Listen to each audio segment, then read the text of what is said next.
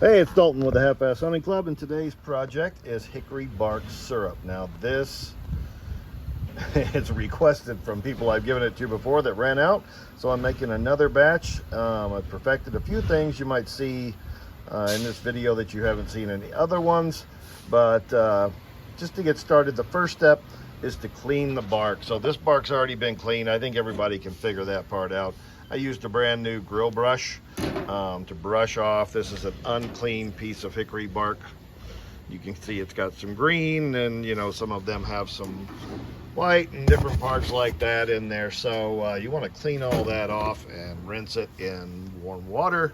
These are all clean pieces, so they kind of see what they look like when they're done. Maybe we could get that one a little bit better. So the next step I'll go to, we're going to put it in the oven. I let it dry out here in the sun until it was pretty much dry to the touch. We're going to put it in the oven at 325 degrees until it toasts, so you can smell it throughout your home. It's a pretty great smell to have, and you'll kind of see what it looks like when it gets toasted. You don't want to do it forever, but you want to set your oven on 325 and toast it for, let's do about 45 minutes. I'll let you know exactly how much I do. We'll go on to the next slide. Okay, so we're inside now. We're in the kitchen, and we're going to bake these. Correction, I do this for about 30 minutes, not 45. That should be enough to get them to take on a nice roasted brown color, and you'll be able to smell the spicy hickory aroma, which is delicious. So I put them on one of these cookie sheets like this so they can get toasted on all sides. But we're going to do that, and hey, we're at 325, so it's time to put them in the oven.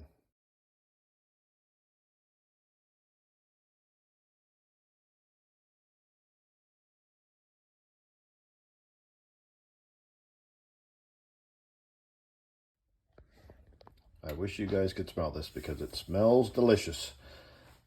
This is the boiling part, so I just transferred all the bark over to a large pot. I've got a little strainer here because basically what you're doing is making a tea. So I let it come to a boil, and I'm going to turn it down and let it simmer for an additional 30 minutes or so, and just let it steep for a while, and then we'll go to the next step. That's where I do something a little different than I haven't seen on any other recipe for hickory bark syrup.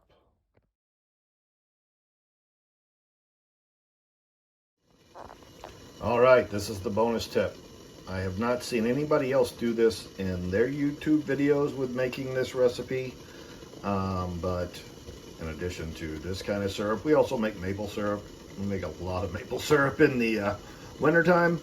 And so, of course, with that, we're reducing down the maple syrup to get the water out of there to get it to turn to syrup. With this, I'm just letting it boil on high for about 30 minutes or so, just to kind of reduce it and make the concentration of the hickory in there stronger. We're kind of just boiling off the water portion, and we're going to get a much stronger tea per se.